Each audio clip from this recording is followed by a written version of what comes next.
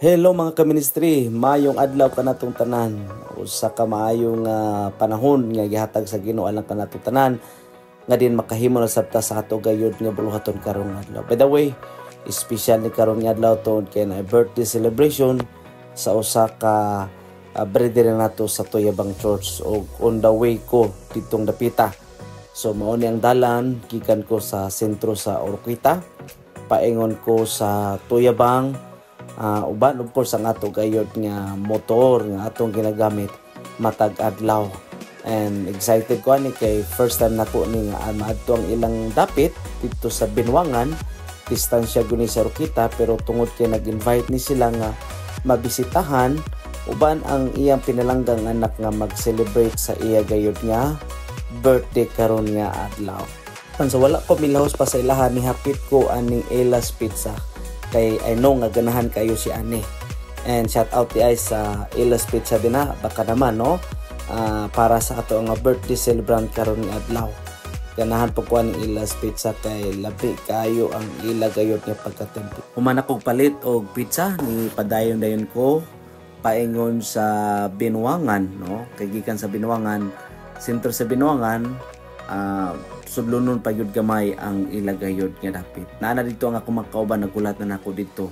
So akong gipaspasan og drive og motor para nga maapsan panako sila before mi magdungan og adto gayud sa Binwangan.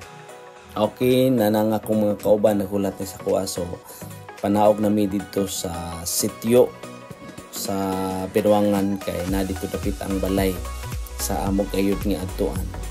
Amo gyud ning giusahan no ang kini nga birthday celebration uban ang ato makaigsunan sa Binwangan. Okay, abot na gyud mi. Pero niya nang dapitan ni aksyon ko kabalaka pagtanan ako sa dalan. Kay kini ako motor di ba ni pang motor cross, so nahadlok ko. So akong gibuhat, ako na lang gipili ng motor, nag-backline na lang mi. Uban ang ako mga kauban kay di ko gusto nga mabundak unya kanindalan ra ba nga among giagian karon no, pula ra ba gyud ni unya oroy o mabundak ko maligya sa motor perting kuyawa.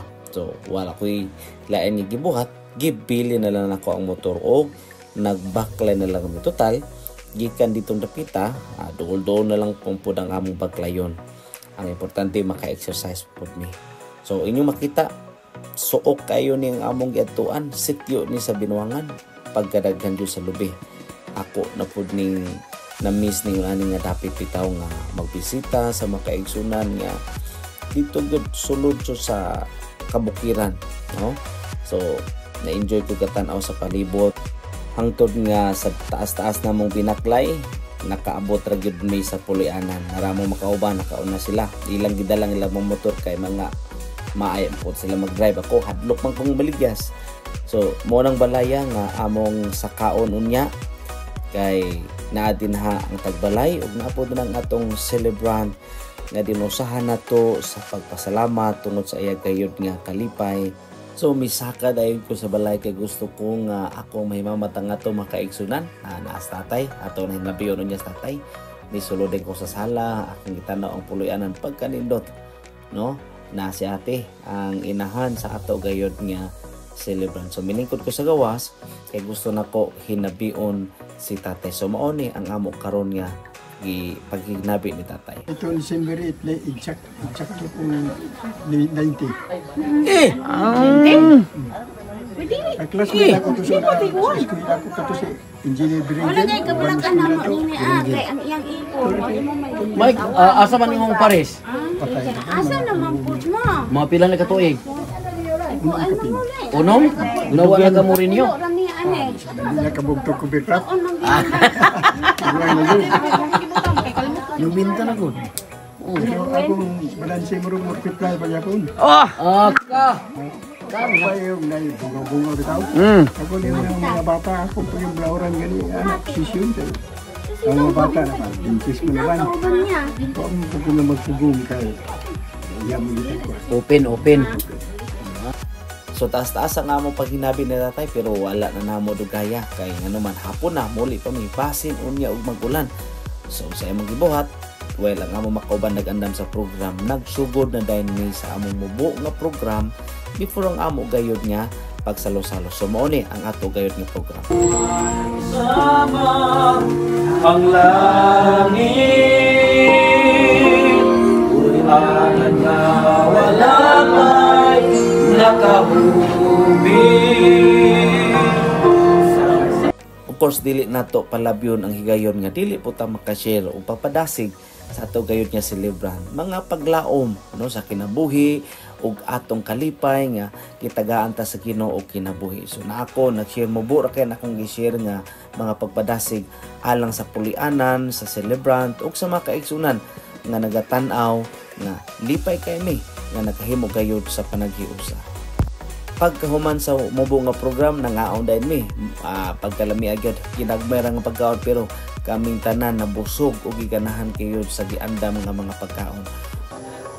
So mga ka-ministry, may hapon ka natong tanan. By the way, ni atakaron din sa dapit sa Binuangan, no?